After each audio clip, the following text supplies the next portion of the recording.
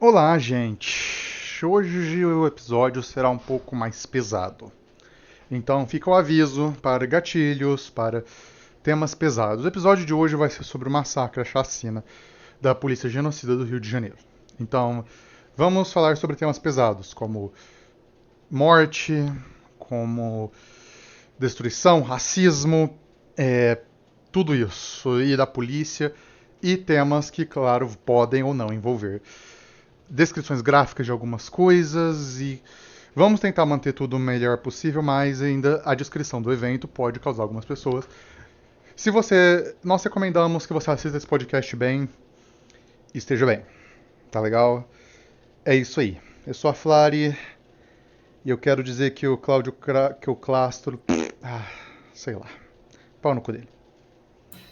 Olá, eu sou o Samu e eu não vou fazer brincadeira na introdução de hoje porque nada engraçado aconteceu. Uhum. Eu sou a Konoa e por pessoas que eu vi sofrendo com isso de verdade no trabalho, também vou me abster de brincadeira. Uhum. Eu sou afro, eu vou tentar manter algumas coisas num tom mais leve, mesmo sendo um evento extremamente pesado, não para diminuir a importância, mas porque senão não vai dar para aguentar o que tá acontecendo. Sim. Bom, Muito compreensível. vamos para a descrição dos eventos, pessoal. A polícia do Rio de Janeiro fez uma mega operação, a maior mega operação da polícia da história do Rio de Janeiro. Sim, tiveram operações maiores, mas todas elas eram do exército, sabe? Mas essa foi a maior operação da polícia, envolvendo a polícia. No quesito de número de mortos, passou do massacre do Carandiru. Passou o massacre do Carandiru. E é a maior chacina urbana da história da República. Tá? Então, é. É a maior chacina urbana, a céu aberto, da história da República. Sim, a ditadura matou mais, teve chacina indígena, mas essa é a maior chacina urbana. Tipo, da história da República. Tá legal? E eles fizeram isso a céu aberto. Então nós vamos construir aqui como é que vai ser. O que aconteceu com isso? O governador do Rio, ele quebrou várias normas constitucionais, várias normas, e fez uma mega operação para, segundo ele, acabar com o Comando Vermelho. Ou reduzir o Comando Vermelho. E bom, vamos analisar isso. Foi uma operação onde a polícia invadiu 3 mil policiais, invadiram várias favelas, vários complexos, várias regiões ao mesmo tempo, altamente armados, e começaram a procurar, segundo eles, os líderes do Comando Vermelho. E se vocês conhecem a gente não confia em nada que a polícia diz. Tá? Se a polícia diz que o céu é azul, a gente desconfia. Então é. A polícia, até agora, o número de mortos estão em 130 mortos. Cerca de 131 mortos. Até agora. Mas desconfia-se que o número vai ser maior. Conforme as coisas forem aumentando. Foi uma tragédia. E antes de mais nada, antes de alguém vir falar, por causa que bandido? Sim, foi uma tragédia. A violência do Estado, nesse nível, é uma tragédia. Mas por que vocês não condenam por que vocês não condenam a violência criminosa? Nós condenamos. Só que os criminosos não são Estado. Sabe? Os criminosos não têm. Eles são criminosos, por isso eles. Tipo. É a Eles premissa. não têm o monopólio da violência. Uhum. E fora que, gente, se você assistisse, se você não tá aparecendo aqui só pra xingar pela primeira vez, você sabe que a gente fala continuamente nesse podcast que o crime não é nosso amigo e que ele é uma burguesia clandestina, então não vai colar aqui, sabe? Uhum. É uma diferença entre você, tipo, você espera que um criminoso age assim, mas o Estado, sabe? Uhum. Você também espera que o Estado age assim, vamos convenhamos? Vamos É, convenhando. é, Nada de novo está sendo, é, está sendo colocado nada aqui. de Não é, novo no mundo de Alice, nada de novo. Uhum. não é nada não é um princípio que o Rio de Janeiro não tenha visto antes, não é um Exato. princípio que o Brasil já tenha visto antes, Uhum. mas é ainda é de uma violência extrema Uhum. e ainda é algo inesperado pela escala, não pelo princípio. Uhum. Bom, a gente vai ter que falar um pouquinho da história do das favelas no Rio de Janeiro, Uhum. da história do próprio Comando Vermelho, Uhum. da história do Rio de Janeiro como um todo, principalmente uma história um pouco mais recente, Uhum. porque isso leva um pouco, tem que ser importante para entender como que as consequências que tiveram isso no dia e as consequências que estão tendo atualmente. Sim. Vamos começar pelo Comando Vermelho, que é o que tá todo mundo querendo saber. O que é o Comando Vermelho? Porque o Comando Vermelho, o Comando Vermelho é falado quase como uma entidade mística. É o Comando Vermelho, uma coisa que você tem que combater, quase o demônio na boca das pessoas. E eu falo das pessoas em geral, tipo, até quem mora em favela, assim, o Comando Vermelho é uma entidade, esse negócio grande, gigante. Mas o que é o Comando Vermelho? O Comando Vermelho ele surge durante a ditadura. Ele, depois do massacre dos comunistas, que a ditadura fez nos anos 60 e 70, sabe? Ele começou a procurar. Os comunistas que sobreviveram a esse massacre foram para as favelas e formaram o Comando Vermelho. Comando Vermelho é justamente porque foi formado por comunistas, de aí que vem o nome, sabe? Foi formado pelos comunistas que sobreviveram ao massacre. Eles se organizaram, se formaram e começaram a tentar formar uma guerrilha urbana através do Comando Vermelho. E para se financiar, eles começaram eles pegaram o papelzinho da Farc e começaram a se financiar com venda de droga e com venda de arma. Foi assim que o Comando Vermelho se formou. Começaram para financiar a própria guerrilha urbana, eles começaram a fazer isso. O problema é, a ditadura conseguiu fazer várias operações e matar vários líderes do Comando Vermelho. Vários dos comunistas líderes do Comando Vermelho. Depois disso, a própria ditadura, a fim de enfraquecer o movimento comunista, colocou pessoas que não eram comunistas no comando do Comando Vermelho. De forma para o Comando Vermelho se ficar como sendo um vendedor de droga, por assim ser. E o Comando Vermelho foi acontecer a mesma coisa. Eventualmente, essa galera que tava lá pelo dinheiro começou a matar. Eles começaram a ter uma guerra civil do Comando Vermelho. Eles mataram o resto dos comunistas, ou expurgaram, ou expulsaram eles. E o Comando Vermelho virou uma facção de. Uma facção criminosa comum. De venda de drogas. E foi crescendo no Rio de Janeiro desde então. E a questão é, o Comando Vermelho teve muita influência no Rio de Janeiro. Muita. Por causa que, como o Comando Vermelho ele segue uma linha ideológica muito diferente de quem mora em São Paulo do PCC. O PCC ele segue uma linha ideológica de máfia, de se juntar ao Estado, de infiltrar o Estado, de estruturar no Estado e de agir na sombra, de agir atrás, de agir através de papelada, agir através de, sabe...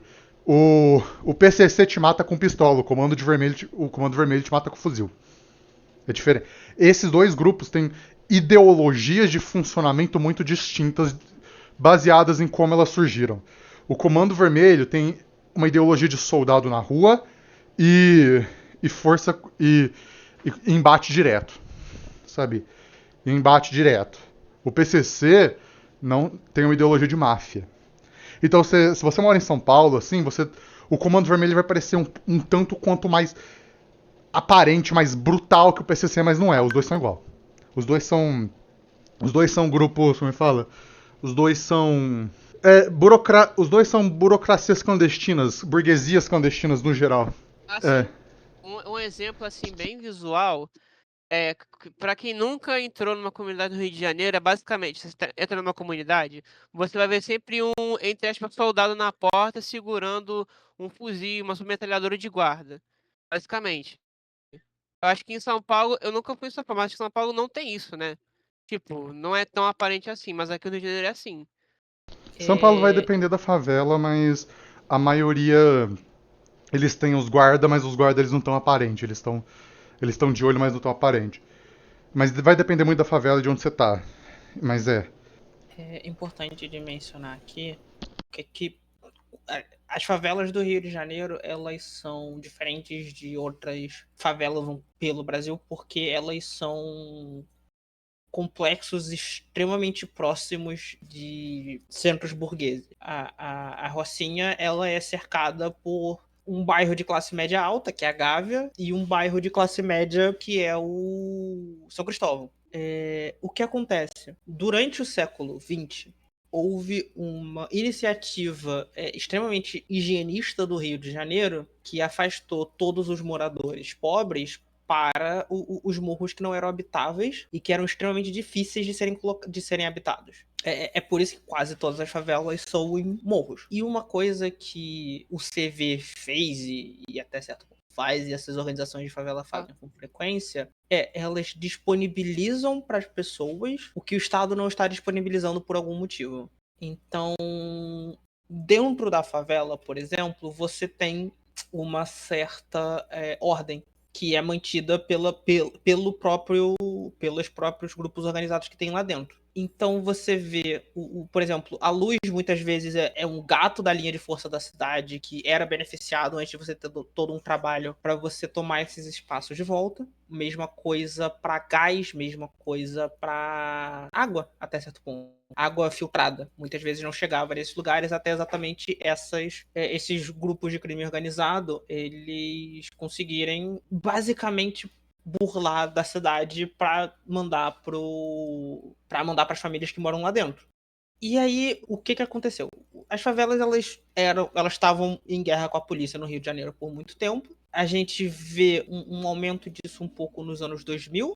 Você tem o lançamento do filme Tropa de Elite. Foi um filme extremamente importante para o aumento ainda maior da violência policial que aconteceu no Rio de Janeiro. E aí o que acontece? Com as Olimpíadas e a Copa do Mundo no Brasil, começou um processo em todo o Rio de Janeiro, que foi um processo extremamente violento, da introdução das UPPs, das Unidades Pacificadoras da Polícia, que eram maneiras que o Estado brasileiro tinha de basicamente retomar a favela.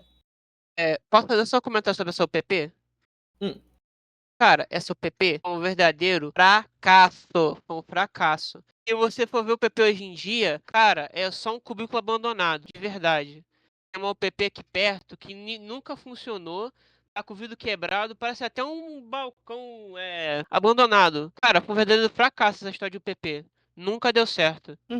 O que teve sucesso, no fim das contas, não foi a implementação direta das UPPs, mas foi o que de fato aconteceu, que foi uma conversa com esses grupos para gerar uma diminuição da criminalidade na cidade. Então você teve uma conversa muito grande, principalmente da prefeitura do estado, não necessariamente com a polícia, para reduzir tanto a criminalidade, tanto dentro quanto fora do morro. Porque assim, de novo, muito líder de facção, isso é importante se colocar, muitas dessas facções não querem entrar em confronto com a polícia. Porque é sempre gente inocente morrendo, é familiar sendo morto. E existe quase que um contrato. Isso é uma coisa que a prefeitura da cidade tinha feito muito mais do que o governo do estado. Porque, como vocês sabem, historicamente, o estado do Rio de Janeiro, a PEMERG é uma das polícias mais violentas do Brasil. E ela é estruturada como uma força de opressão a pessoas pobres e pessoas negras.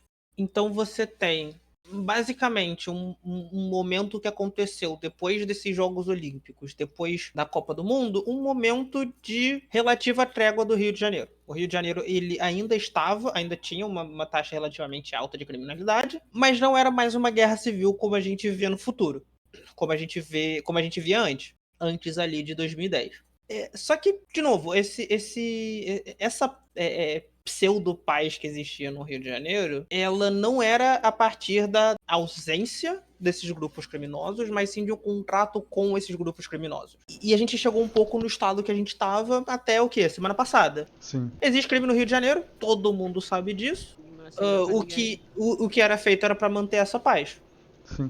Chegou o Cláudio Castro, pegou os 2 pés na porta e falou: pô, e se eu chutar esse vespeiro? E ele chutou o vespeiro. E eu vou falar o seguinte, eu vou falar o tamanho do vespeiro que ele chutou. Vamos falar da organização criminosa no Brasil, que é importante. No Brasil, você tem várias organizações criminosas grandes, mas as duas maiores e que são consideradas relativamente de poder igualitário é o PCC e o Comando Vermelho. O PCC vem direto do massacre do Carandiru, tá? O massacre do Carandiru acontece e o massacre do Carandiru gera o PCC. O Comando Vermelho já existia há muito tempo.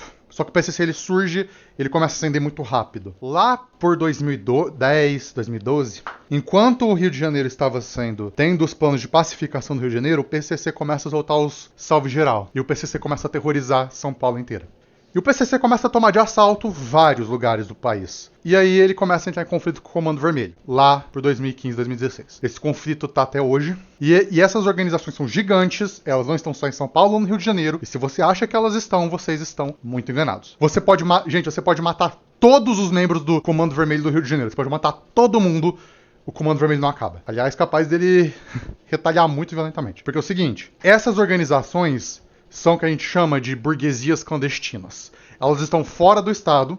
O PCC já é parte do Estado, mas elas começaram fora do Estado e começaram a se integrar com o Estado e com a polícia, com essas coisas de formas diferentes, para tentar chegar ao tráfico de drogas. Elas fazem parte do tráfico internacional de drogas. A maior parte do dinheiro. E teve gente falando, ai não, por causa que o tráfico de drogas agora é uma parte pequena. Não, não é. Gente, vocês não têm ideia do quanto é o tráfico de drogas. Se você falar que o tráfico de drogas é uma parte pequena da arrecadação dessas facções, vocês estão delirantes. Gente, vocês têm ideia do quanto o tráfico de drogas move só no Brasil que a gente sabe? E é o que a gente sabe. É na casa dos bilhões e bilhões de dólares. Só no Brasil. Bilhões e bilhões de dólares. Que a gente sabe. Tá na casa dos bilhões. Que o tráfico internacional de drogas move no Brasil. Então não, a principal arrecadação deles não é outras coisas, é o tráfico de drogas. Não importa se eles estão cobrando aluguel, não importa se eles estão fazendo... O tráfico de drogas é muito, eu repito, muito lucrativo. Eu falo assim, muito lucrativo mesmo. Eu tô falando na casa dos, bilhões. Gente, é muito difícil. Daria pra você financiar um estado normal com a quantidade de dinheiro. Daria pra você financiar um estado com a quantidade de dinheiro. E eles financiam. Daria pra você financiar muita coisa com a quantidade de dinheiro que a gente tá falando. A gente tá falando de muito dinheiro.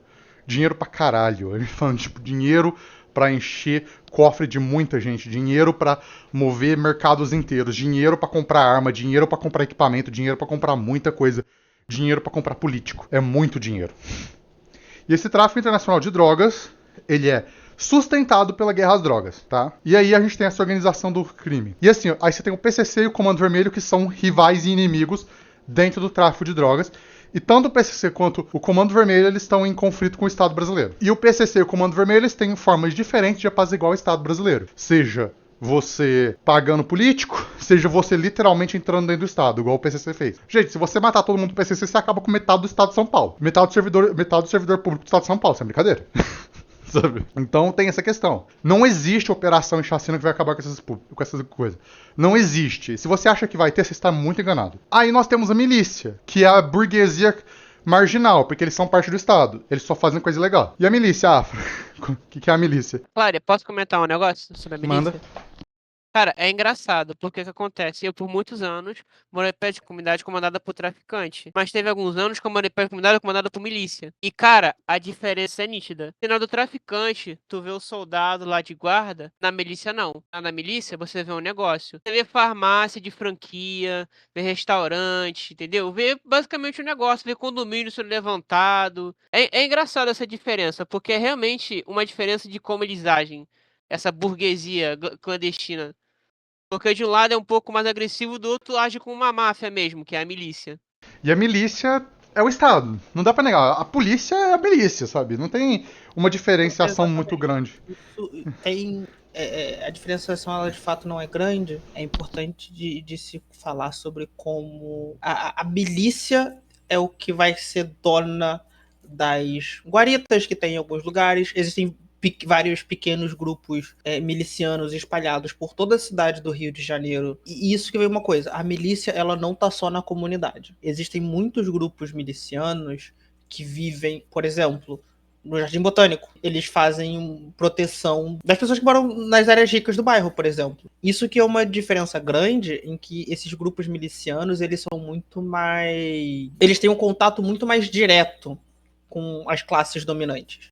Porque o Comando Vermelho e o PCC, eles têm esses... Mas eles são relativamente escondidos. As milícias não. As milícias você tem relacionamentos abertos, relacionamentos conhecidos por toda a cidade, por todo o estado, honestamente. Exato. E aí você tem a milícia, você tem tudo isso. Então você tem um bafafá de crime organizado ali, né? Você tem uma. No Rio de Janeiro, você tem o conflito entre a milícia e o Comando Vermelho. São Paulo, você tem o conflito entre o PCC, a milícia e a polícia. Você tem o conflito entre o Comando Vermelho e o PCC, que nenhum dos dois consegue entrar na capital do outro. São Paulo é controle absoluto do PCC, Rio de Janeiro é controle do Comando Vermelho, mas eles brigam pelos controles e comandos de outras regiões do país. Aí você tem as outras facções grandes, como a Família do Norte, e as facções do Sul, que ou não se alinham, como as facções do Sul, ou mudam de lado dependendo dos interesses, como a Família do Norte, sabe? Então você tem outras facções grandes, que têm poder regional, e que vão se alinhar dependendo da vontade deles, e são facções grandes também. E você tem essa briga nacional de poder. Por isso que essa mega operação é enxugar gelo. Foi enxugar gelo, foi uma operação, foi uma catástrofe, e a gente fala em vários níveis. Temos que falar dos níveis aqui, né, gente? Primeiro nível humano. Primeiro nível. É importante a gente falar sobre essa operação um pouco e dar um contexto um pouco mais recente dessa operação em si. A gente deu o contexto da cidade do Rio de Janeiro antes, mas é importante dar exatamente esse contexto ao redor também, mais direto. Uhum. O que acontece? Pelo que a gente sabe, o Cláudio Castro ele estava esperando para fazer uma operação dessas há um tempo. Ele fez diversos pedidos informais ao governo federal, especificamente por grupos blindados e equipamento para fazer uma intervenção dessas. Só que, como ele nunca fez um pedido formal e ele nunca fez um apelo pela inteligência e não só por equipamento, ele nunca teve acesso a esses recursos. Então o que acontece? Ele esperou o Lula estar no avião de volta da Indonésia, onde o presidente e o líder do executivo estava absolutamente incomunicável, para botar esse plano em prática. O que tecnicamente pode ser uma coincidência, mas não é uma coincidência. E é importante de colocar aqui que, sabendo disso, e o Cláudio Castro decidiu fazer essa operação sem um aval do governo federal, e até certo ponto saiu o conhecimento do governo federal. Saiu um conhecimento formal, pelo menos. E sem um aviso à prefeitura da cidade. Os líderes dos executivos da cidade estavam absolutamente perdidos com o que estava acontecendo. Metade da cidade foi fechada, as vias principais da cidade foram fechadas, teve basicamente um toque de recolher, uma coisa que é extremamente rara de acontecer nesse nível. Tava todo mundo na cidade meio que com medo. A operação foi feita sem inteligência, no sentido sem conhecimento do que se esperar, do que estava sendo feito ali. Ela foi feita colocando em risco, sem saber exatamente onde estavam os alvos, como chegar nos alvos. Os números de mortos estão subindo cada vez mais, estão cada vez mais inconsistentes. Até agora sabe-se que morreram cerca de 100 a 130 pessoas. Mas eu vou ter que dizer, a operação foi um sucesso. Cláudio Castro está chamando essa operação de um sucesso. Mesmo que ela tenha falhado em fazer o objetivo considerado principal dela. A operação ainda pode ser um sucesso mesmo assim. Porque ela conseguiu o que foi feito. Ela conseguiu gerar terror dentro da cidade, conseguiu desestabilizar o governo federal, porque eles estão querendo fazer isso em parte para ir contra a PEC do crime organizado, que basicamente tira o poder do Estado para dar para o governo federal. Não tira o poder, perdão, tira o monopólio. A PEC da segurança, como ela funciona? Basicamente, o Estado ele não vai poder fazer essas mega operações, nem operações gigantescas, sem coordenar com uma secretaria ou com um ministério, com o Ministério da Segurança, que vai ter uma região específica de coordenação nacional de operações. Basicamente é isso. Ou seja, você vai poder fazer essas operações, mas você vai ter que coordenar com o governo federal. E eles não querem isso, porque eles querem fazer chacina à vontade. É isso. Então a gente tem que dizer um pouco. Bom, Flávia, você pode falar um pouco da reação do governo federal e das mídias em relação Vamos falar. Como a gente tava... Samu, Afro e eu, a gente tava todo mundo puto ontem por causa que o governo federal tá dando aquelas respostas ultra diplomática de tipo, não, tem que acabar com o crime mesmo. É isso aí, crime é ruim, tem que acabar com o crime. O conciliador fazendo suas conciliarias. O Lula fazendo conciliaria de merda, tipo, olha, tem que acabar com o crime mesmo. A operação. Mas, gente, a operação foi meio complicado, né? Mas tem que acabar com o crime, então nós vamos acabar com o crime. Lula, puta que pariu. Sabe? Foi o maior massacre da história do Rio de Janeiro recente do Rio de Janeiro, né? Porra, tem que acabar com o crime. É só isso que você tem que dizer. O Boulos, ele, curiosamente, ele não caiu no fluxo do governo federal, ele foi contra essa operação. O Haddad, e eu odeio ter que concordar com o Haddad, mas o Haddad tá certo. O Haddad falou que foi uma operação completamente irresponsável, eleitoreira, que não vai acabar com o crime organizado, que você precisa de uma coordenação nacional para acabar com o crime organizado, você precisa de uma força-tarefa, você precisa de organizações, você precisa de acabar com o dinheiro do crime organizado, foi o que o Haddad falou. O traficante não tira arma do nada, então, tipo, eu odeio ter que concordar com o Haddad, mas a Haddad tá certo nesse ponto. E também você teve a reação de vários setores do governo. O governo parece estar bem dividido. O Lula parece estar no meio ali da situação, tentando conciliar a situação, falar que tem que acabar com o crime organizado, mas que a operação não foi tão boa, mas que o crime organizado, mas que tem que realmente fazer mais operação e tem que... Ao mesmo tempo que você tem ali o Haddad e Boulos de um lado falando que a operação foi catastrófica, e você tem outros setores do governo falando que precisa de mais operação, que precisa de mais reforçamento. E você tem a mídia. A mídia, ironicamente, parece estar dividida em linhas partidárias também. A maior parte da mídia hegemônica, como a de direita, parece estar sendo quase totalmente a favor da operação, ou tem um viés muito a favor da operação. A parte grande da mídia, mas que ainda tem um viés mais de esquerda, parece estar indo contra a operação. Então parece que as linhas ideológicas ali estão divididas. Direita está sendo muito a favor da operação, ou relativamente a favor, e a esquerda tá sendo... Se tá a favor, tá, tipo, com muitas ressalvas. E, sim, recentemente saiu um estudo, e é importante, vamos falar aqui, gente. Também, assim, pra reação da mídia, saiu um estudo agora da Atlas, né? É um estudo altamente enviesado que falou, assim, que 70% a 80% da população, eu não lembro agora os números exatos, mas, tipo, mais 70% da população apoia a operação. E falou, assim, que 70% e 80% da população nas favelas apoia a operação. O que é, tipo, o estudo foi extremamente enviesado. Por quê? Foi coleta digital, foi coleta online, feita por geolocalização, os modelos heurísticos não foram divulgados, a metodologia não foi divulgada, as perguntas oficiais não foram divulgadas. Só que as perguntas que a gente viu, quando a gente estava fazendo uma análise, eram muito complicadas. Levam um enviesamento muito grande dos dados, as perguntas. Tiveram, por exemplo... Podemos chamar de tendenciosas? Sim, tendenciosas, podemos chamar. Por exemplo, uma das perguntas é: você apoia a operação? E a resposta é só sim ou não. Não teve grau de apoio. Quando você tem uma operação dessa, nesse nível de divisão, você tem que ter grau de apoio, por causa que às vezes a pessoa apoia, mas não tudo. Talvez a pessoa tenha ressalvas. Então, tipo, não teve nenhum grau de apoio, só sim ou não a resposta. Então, se você dá respostas binárias demais, as pessoas tendem a ir pro que elas concordam mais. Então, tipo, você não tem um grau de nuance ali. Muitas coisas... Eles citaram por nome o Lula e o Boulos, falando, tipo... Olha, você acha que o Boulos foi irresponsável falando isso?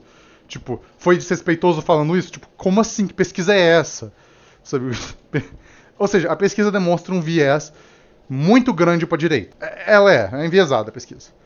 Então, tipo, essa pesquisa... E aí a gente viu muita gente da esquerda, inclusive o deputado estadual de São Paulo, Guilherme Cortes, falando dessa pesquisa como se fosse absoluta e falando, não, a gente tem que ir contra o crime organizado mesmo. Cortes, acorda pra caralho da vida, cara, do que você tá falando.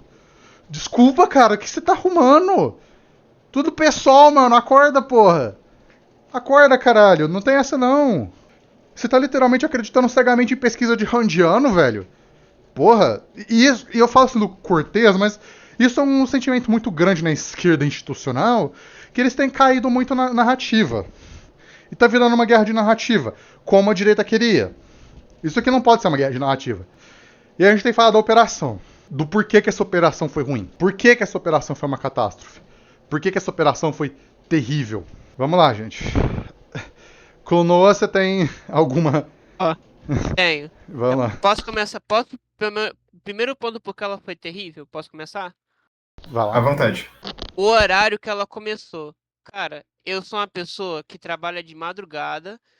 Mas assim, todo mundo que trabalha de madrugada tá voltando pra casa. Todo mundo que trabalha de manhã tá indo pro trabalho. A operação foi nesse horário de pico do trabalhador indo trabalhar ou voltando pra casa. Cara, o que que você acha que vai acontecer que você bota um massacre desse pra ocorrer nesse horário? Já começa por aí. Cara, muita gente não conseguiu voltar pra casa. Muita gente não conseguiu ir pro trabalho. E teve que pagar por isso, porque o chefe não quer saber se tu não vai conseguir pôr de operação, não, tá? Muita gente deve ter perdido o trabalho por causa dessa merda toda. Então já começa. Uhum. O ato falho já começa por aí, pelo horário. Não tem condição Sim. horário nenhum, né? Não tem condição horário nenhum, mas o horário em si já é um horário falho. Já começa por aí. Começa por aí. Começa o horário. Segunda coisa, a polícia já chegou com sangue nos olhos. A polícia tava lá pra matar. Vários especialistas de segurança pública já falaram que foi queima de arquivo. Foi queima de arquivo, foi uma operação feita pra matar muita gente e foi uma operação feita pra auxiliar a milícia. Por causa que o CV estava fazendo incursões em território de milícia. A operação foi catastrófica. Eu falo catastrófica mesmo. Matou um monte de gente. E pessoal, saíram hoje os resultados. E assim, começou a linguagem filha da puta de jornal. Já começou a linguagem filha da puta de jornal. Já começou. Desses 130 mortos, 99 saiu que foram identificados. Desses 99, 70 tinham passagens pela polícia. Quem? Que passagem? Por quê? Só tinha passagem. Então mereceu morrer. Você passou pela polícia, merece morrer, tá? Só pra constar. Bando de desgraçado.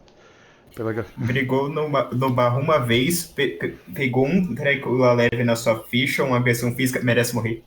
Merece morrer. Aí desses 70, 40 tinham ligação direta com o CV.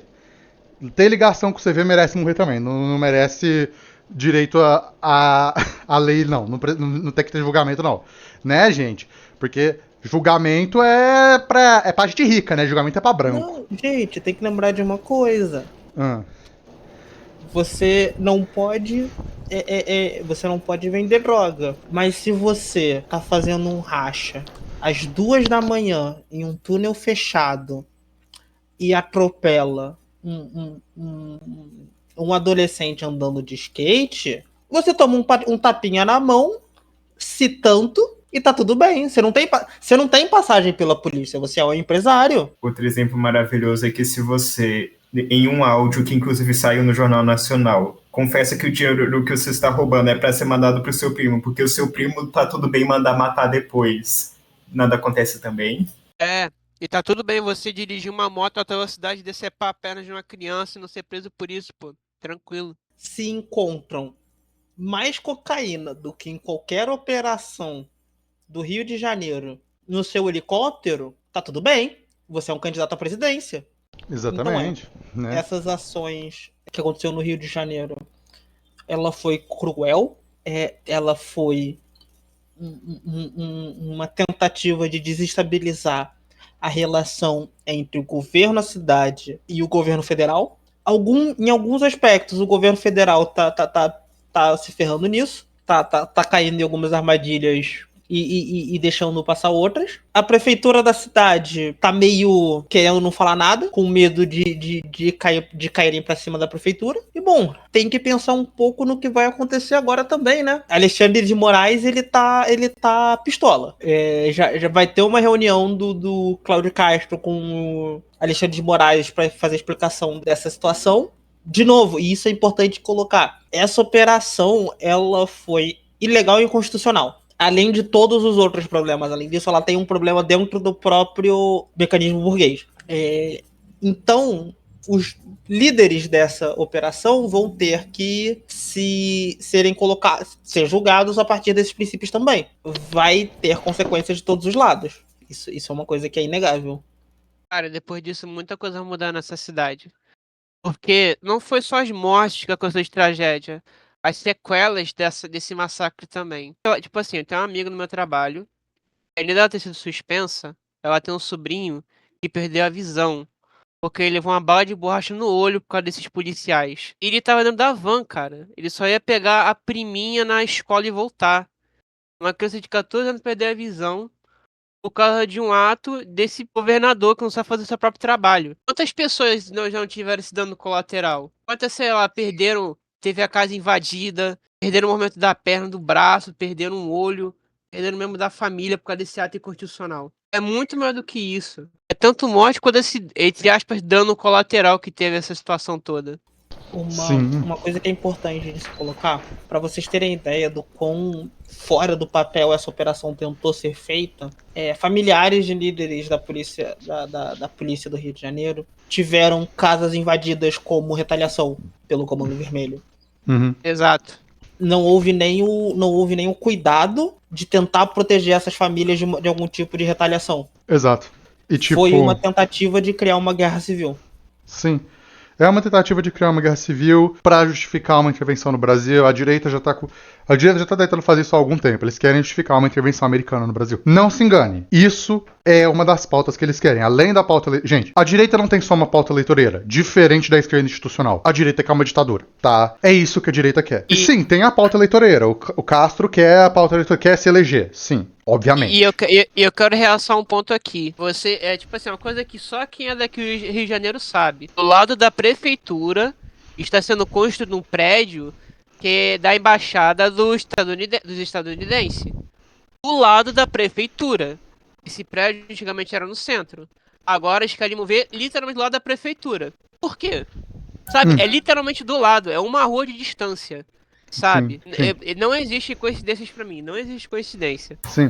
Na questão de coincidência, não é interessante que essa operação, ela, por coincidência, entre muitas aspas, aconteceu nem um mês inteiro depois do senhor Flávio Bolsonaro ter passado pro Trump ou pro governo dele informações de lugares que deveriam ser atacados numa possível invasão do Rio de Janeiro? Basicamente, o que a direita tá querendo fazer... Eles estão... Gente, isso é um caminho de teste. E é muita ilusão você achar que eles só querem a eleição. Olha, a direita se preparando para as eleições. Não, a direita se preparando para uma ditadura, gente.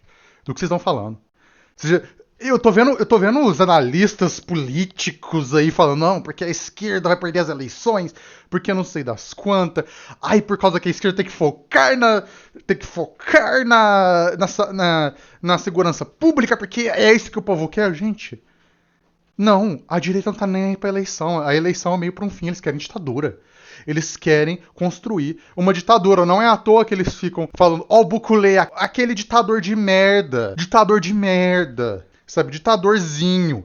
Ditador pequeno. Bukele é ditador pequeno. Ele não tá quebrando o crime organizado, ele tá quebrando todas as instituições democráticas e chamando de crime organizado. É isso que ele tá fazendo. Por causa que essa história de segurança pública é tudo construído. Metade da segurança pública é uma farsa. Não, o mundo não está pior hoje do que estava antes. Segunda coisa, a direita não tá preocupada só com as eleições. Claro, as eleições é um objetivo também, porque elas são meios para um fim. A eleição tem um meio para um fim, mas a eleição é só isso. Eles querem uma ditadura, querem chamar uma intervenção americana, causar uma guerra civil no Rio de Janeiro. É uma forma de se chamar uma intervenção americana e justificar para a população brasileira, viu, eles estão intervindo no Brasil para parar a guerra civil, a gente precisa deles. Não precisamos, vamos pra cá do caralho. Exatamente. E aí é isso que eles querem, por causa que agora que o Lula... E também é uma coincidência, Samu, que essa operação foi jogada justamente uma semana depois do Lula conseguir acordo com o Trump. Pro Trump parar de encher o nosso saco. Uhum. Eles estão querendo causar um conflito com os Estados Unidos. Eles estão querendo chamar uma justificativa para os Estados Unidos pro Brasil. Intervir no Brasil. É isso que eles querem. Outra coisa. Segurança pública não se faz dessa forma. Você quer segurança pública? Não existe nenhuma função de segurança pública que você vai fazer na base da massacre. Na melhor das hipóteses, você vai conseguir um grupo terrorista na tua nação. Na melhor das... E eu falo um grupo terrorista mesmo. Não tô falando, tipo, falando um grupo terrorista mesmo. Tipo IRA. Tipo ISIS. Tipo, gente que vai bombardear o governo. Na melhor das hipóteses, você começar a massacrar a gente em lugar assim. Fizeram isso no Iraque, é o que aconteceu. Fizeram isso no Haiti, é o que aconteceu. Nossa, deu muito certo no Haiti massacrar todo mundo, né? Nossa, parabéns. Cara, a primeira coisa que eu falei foi... Tipo assim, se só tudo aconteceu... começou esse povo falar que quer classificar o Comando Vermelho como terrorista. Eu falei, cara, se fizer isso, tô entregando de mão beijada o Rio de Janeiro pro estadunidense, porque vai dar merda, não faz isso. Primeira coisa. E eu não tô defendendo, não. Eu quero que eles se fodam também. Mas, cara, se classificar como terrorista, vai abrir margem vai invadir a nossa cidade. Importante de se falar, essa estratégia já está sendo usada pelos Estados Unidos para tentar invadir diversos outros países da América Latina. E essa palavra foi escolhida com cuidado porque é de fato uma tentativa de invasão que está sendo feita, uma conquista de território dentro de um plano para manter a relevância mundial dos Estados Unidos. Sim. Principalmente porque são países que estão cada vez mais conversando com outras potências imperialistas, como a China e a Rússia. Gente, isso aqui também não é para tirar o papel do Estado brasileiro, não. O Brasil tá sob imperialismo. Não. O Brasil é um Estado colonial e genocida e sempre foi. Canudos. O Estado brasileiro já massacrou uma cidade inteira por motivo nenhum. Interessante você falar de Canudos. Desculpa te cortar, Flávio. Hum. A favela só existe por causa da Guerra de Canudos. Porque o Morro da Providência, o primeiro Morro de Janeiro, foi formado por soldados. O que acontece? A galera só foi lutar em Canudos porque o governo na época prometeu dar moradia pra essa galera. Não deram. O que aconteceu? Foram ocupar o Morro da Providência. Cara, a favela só existe por causa da Guerra de Canudos. O nome favela, porque em Canudos tinha essa planta, que é uma favela, que tinha nos morros também. Por isso que o nome é favela, por causa dessa planta. Então, tipo, Canudos, o governo massacrou uma cidade inteira por nada. E, gente, o governo brasileiro, o Estado brasileiro sempre foi genocida, sempre foi banhado em sangue e em destruição. O Estado brasileiro não é pra ser confiado, não sei porque vocês confiam no Estado brasileiro pra porra nenhuma. Você não pode confiar no Estado brasileiro pra segurar um papel. Imagina pra esse nível de rolê. Você não pode confiar no Estado brasileiro pra nada. O Estado brasileiro sempre foi manchado de sangue, banhado a sangue e a promessas quebradas. Canudos, Guerra do Paraguai, as invasões nas favelas antes, em 2010, sabe? As UPPs que iam salvar a favela, iam tirar a favela do Comando Vermelho, não só não tiraram, como fortaleceram o Comando Vermelho. Brasília é uma promessa quebrada. Brasília, eles prometeram pros trabalhadores que iam trabalhar em Brasília, as casas. Aí o que aconteceu? Chegou na hora de falar, a gente vai ter casa? Não vai ter não, que vocês que se fodam. E aí o que aconteceu? Construíram a cidade satélite, que estão com uma criminalidade altíssima. Outra coisa, massacre não resolve segurança pública. E o pessoal fica falando, ai não, mas vocês ficam falando aí, mas não dá solução concreta. Mas a solução concreta que a gente dá, a galera começa de moralismo. Você quer solução concreta pro crime organizado? Primeiro, legaliza drogas. Não tô falando, tipo, maconha, eu tô falando todas as drogas. Tudo. Crack, cocaína, a porra toda a tabela. Fala assim, agora tá legalizado. Você tirou 90% do poder do tráfico. Legaliza droga. As soluções que existem, eles não querem, porque tem moralismo em cima. Aí é difícil, porque você fala, você quer acabar com isso? Legaliza a droga. Ai, mas não vai funcionar legalizar as drogas. Você tentou? Porque legalizar as drogas funciona. A gente sabe que funciona. Diminui. Você tira boa parte do poder do tráfico. Você tira boa parte do poder do Comando Vermelho, do PCC. Muito. Por isso que o PCC apoia a política de direita e o Comando Vermelho também, tá? Pra não legalizar as drogas, tá? Por causa que se você legalizar as drogas, você tira, sem brincadeira, uns 80 a 90% da renda dele. Você acaba com o tráfico internacional. É só legalizar as drogas? Não. Você legaliza as drogas, você cria centros de uso seguro de drogas, você usa regulamentação. Se você é viciado em cocaína, por exemplo, em crack, você vai no hospital, o SUS te dá a droga. E aí você também vai por redução de dano, vai te dar menos droga, vai usar agulha. Se você usa metanfetamina, você não vai dividir a agulha, o que também reduz a expansão de AIDS, de sífilis, de STs, de gonorreia e outras coisas que podem ser com divisão de agulha. Não, mas não pode. Porque, você é droguinha. Então, outra... E fala assim, mas isso é longo prazo. Não, isso dá pra ser feito em 1 ano, gente, o que você tá falando? Dá pra você legalizar as drogas e fazer tudo isso em 1 ano, 2 anos. Se você acha 1 ano, 2 anos longo prazo, vai se fuder. A questão é que a gente sabe que a direita, o racionalismo em geral, ele não é sobre ter resultados, ele é sobre ressentimento. Não é sobre acabar com o crime no fim das contas. Ninguém da direita quer acabar com o crime. O que eles querem é prejudicar o que eles veem como a figura do Zé Droguinha, sabe? Eles querem fazer isso, querem, sabe... No fundo, eles não vão falar essa parte também, mas eles querem que gente que tá na favela morra. Tipo, eles não querem que nada melhore. Tipo, tá tudo bem, a vida deles tá uma merda, se a do outro tiver pior, sabe? Importante de se colocar aqui, a maior operação da história do Brasil contra o crime organizado foi feita esse ano. Não no quesito de número de mortos, porque de número de mortos aconteceu semana passada, mas no quesito de quantidade de dinheiro e quantidade de poder tirado, aconteceu esse ano. Foi uma descoberta da inteligência da Polícia Federal que descobriu a relação do PCC com diversos grupos da Faria Lima, da relação com diversos deputados de extrema direita. Nada foi confirmado, então não vou dar nomes, porque eu não quero receber um processo, mas essa relação ela está feita com diversas pessoas. Mas não, a esquerda quem defende o crime. Porque isso é uma coisa que tem que ser dita, que é extremamente importante. Uma das maiores inconsistências do pensamento de direita liberal é que eles acham que dinheiro vem do ar. Por que eu tô falando isso? Porque eles agem como se o dinheiro do tráfico não viesse de algum lugar. Como se o dinheiro que paga essas pessoas não viesse de grupos que já têm dinheiro. Eles acham que as pessoas pobres, elas tiram dinheiro do cu e preferem financiar o tráfico a deixar a vida deles melhor. Isso é um discurso que as pessoas de extrema direita, eles vendem muito esse discurso, de que esses grupos traficantes, eles são financiados pela favela, quando é objetivamente impossível ter tanto dinheiro assim dentro dela. O dinheiro só existe porque o Estado existe. Exato. Isso é uma coisa que tem que ser colocada sempre. Ok, de onde vem o dinheiro? Uhum. O dinheiro vai vir de quem tem, não vai vir de quem não tem.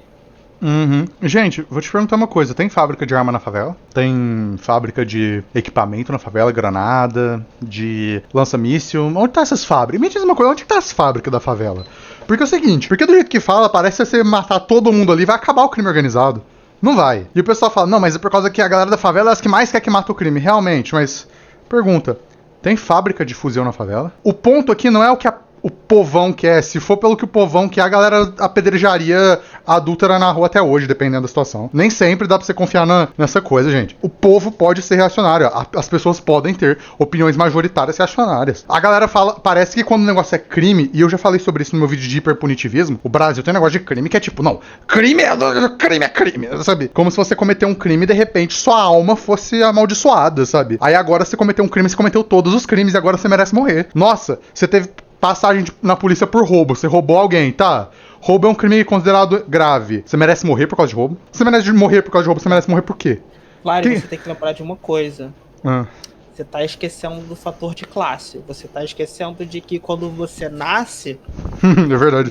Um médico, ele olha pra sua carteirinha de nascença, ele olha pros seus pais e dentro do seu certidão de nascimento tem ali uma notinha chamada classe bandido. Aí você tem a classe cidadão e a classe cidadão de bem, que é definido pelo seu médico no momento do nascimento e não é algo que você pode mudar, independente do que você faça. Sim, se você tiver no nascimento é uma ficha de RPG. Gente, sabe qual que é o maior indicador de segurança pública? Ter casa própria. Você quer segurança pública mesmo? Começa a dar casa própria pra galera. E novamente, e essas políticas o pessoal fala como se fosse uma coisa muito absurda que a gente não pudesse fazer nunca, sabe? Que fosse um negócio hiper longo prazo pra acabar com a criminalidade. Não.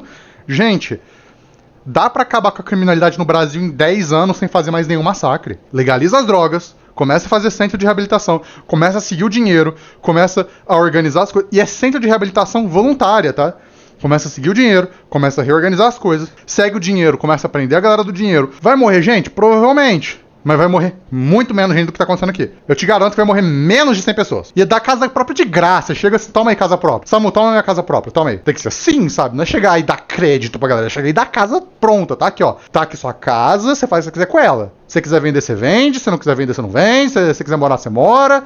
Faz o que você quiser. Por causa que é isso, a pessoa tem uma casa própria. Ah, não, mas a pessoa já tá no tráfico. Tá, aí você começa a fazer iniciativa de educação, esporte, saúde. E gente, iniciativa de esporte tira a galera do tráfico. Então, se você fizer... E não é uma ação que... E a galera quer achar essa ação mágica que vai resolver todo o problema. Não é uma ação, você tem que fazer várias ações em conjunto. Se você fizer isso em 10 anos, você resolve o problema. Mas não, você quer massacrar pobre. Pra finalizar, alguém tem mais alguma coisa a falar? Clonoa, Samu, Afros?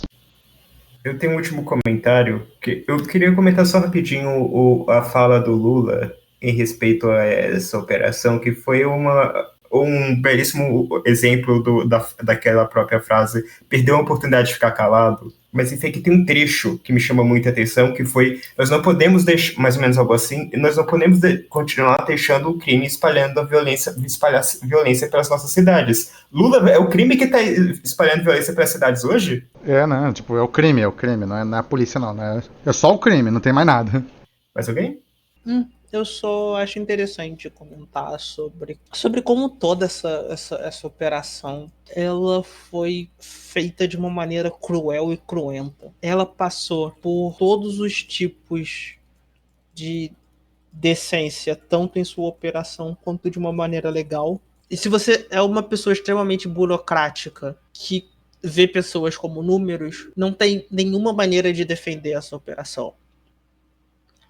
mesmo se você for uma pessoa que quer ver que todos os pobres morram, você tem que entender que se uma coisa dessas passa impune, qualquer operação vai passar impune. Ela passou todos os níveis de decência em violência, passou todos os níveis de decência numa relação política do poder, do monopólio do Estado sobre a violência, passou por todos os níveis de decência institucionais. Não existe nenhuma maneira na qual essa operação não passou de algum limite. E isso vai ser usado para tentar empurrar o limite no futuro. Fazer operações ainda mais violentas, ainda mais severas, contra pessoas cada vez menos pobres. Porque uma hora a merda vai bater na sua bunda. Uma hora a merda vai bater na bunda de todo mundo. Caso essas pessoas continuem conseguindo passar o que elas querem. E vai se fuder Cláudio Castro. E vai se fuder Vai se fuder Cláudio Castro muito sério. Vai se fuder Cláudio Castro, puta que pariu. É isso aí, pessoal. Até a próxima. E vamos lá, né?